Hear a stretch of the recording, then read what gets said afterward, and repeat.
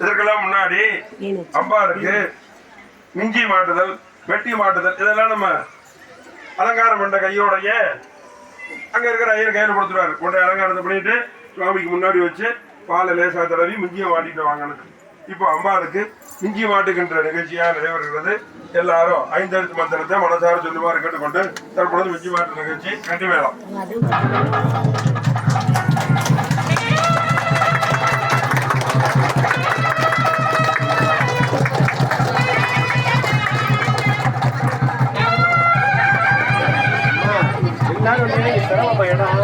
எங்க இருப்பீங்க? உள்ள போங்க, பின்னாடி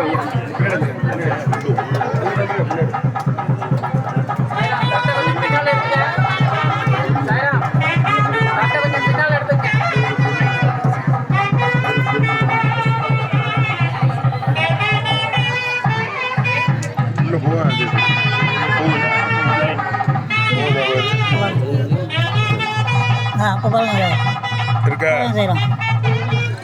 சாய்ராம் அப்படியே எடுத்துங்க.